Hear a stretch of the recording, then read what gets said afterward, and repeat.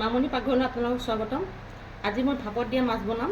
তাৰ কাৰণে মই লৈছোঁ সৰিয়হ, এটা বিলাহী, আদা, নহৰু, জলকীয়া আৰু 2 পিচ মাছ। মোৰ যিহেতু পৰিমাণটো কম সেইকাৰণে মই 2 পিচ লৈছোঁ। এতিয়া মই এই সৰিয়হখিনি এইখিনি আৰু এই গোটেইখিনি মই এটা মিক্সিত মাৰি এটা মিশ্ৰণ বনাই ল'ম। তাৰপিছত এতিয়া মই বনাবলৈ আৰম্ভ কৰিম।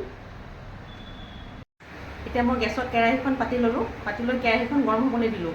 ইয়াত তেল দিয়া নাই। তাত এই মাছখিনি তেনেকৈ দি দিলোঁ তেল নিদিয়াকৈ। অলপ সময় ইকাটি কৰি মাছখিনি নমাই থ'ম মই।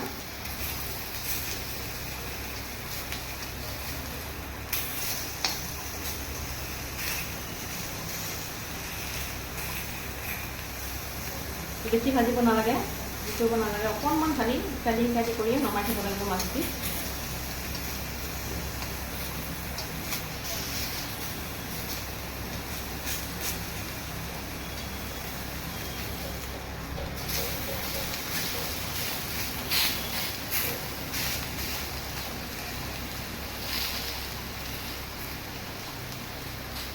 ইয়াত মই নিমখ দিয়া নাই, পিছত দিম এইখিনি। বছ ইমানতে মাছখিনি নমাই থ'লোঁ মই। এয়া মই সৰিয়হখিনি আৰু আদা নহৰু জলকীয়াখিনি মই মিক্সিত পিচি এনেকৈ পেষ্ট বনাই ল'লোঁ। বিলাহীটো পেষ্ট বনোৱা নাই। এতিয়া এইখিনি মই এটা বাতিত বাকি দিলোঁ।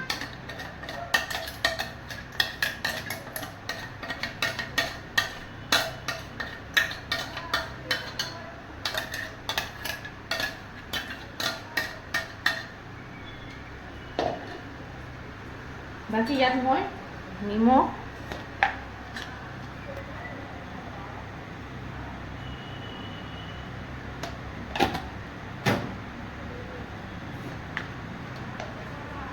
হালধি,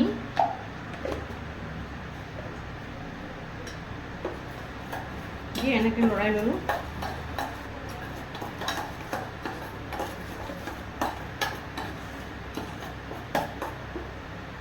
লৰাই ইয়াত মাছ কেইপিচ দি ল'লোঁ।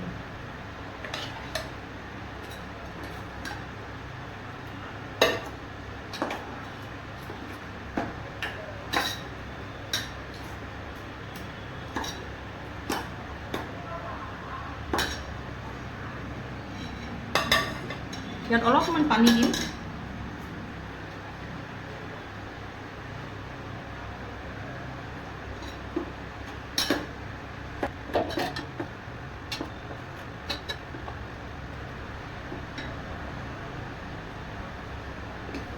বিলাহীখিনি ওপৰত দি দিম।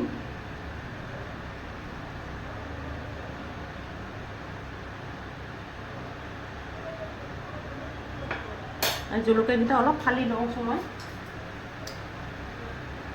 সৰিয়হ পিছোতে মই জলকীয়াটো কমকৈ দিছোঁ, যিহেতু মই এনেকৈ দিম জলকীয়াটো। জ্বলাটো আপোনালোকে নিজৰ মতে দি ল'ব।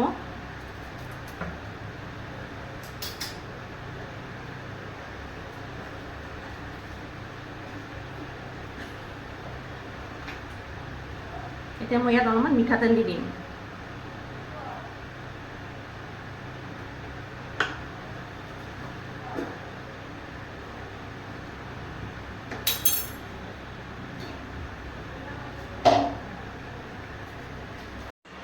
মই গেছটো জ্বলাই ল'লোঁ।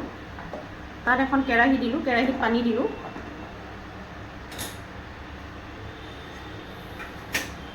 পানীখিনি গৰম হ'বলৈ দিলোঁ। গৰম হোৱাৰ পিছত তাত এটা ষ্টেণ্ড দি দিলোঁ। দি পেলাই মাছৰ বাতিটোত এখন ওপৰত ঢাকন দি তাত বহুৱাই দিলোঁ।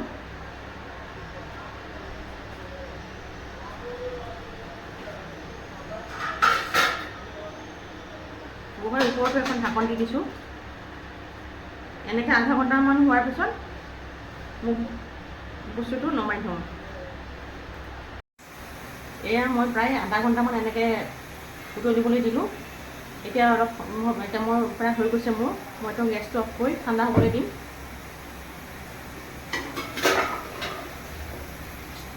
এয়া এতিয়া সম্পূৰ্ণ ঠাণ্ডা হ'লে মই এইটো খুলিম। এইটো এতিয়া সম্পূৰ্ণৰূপে ঠাণ্ডা হ'ল।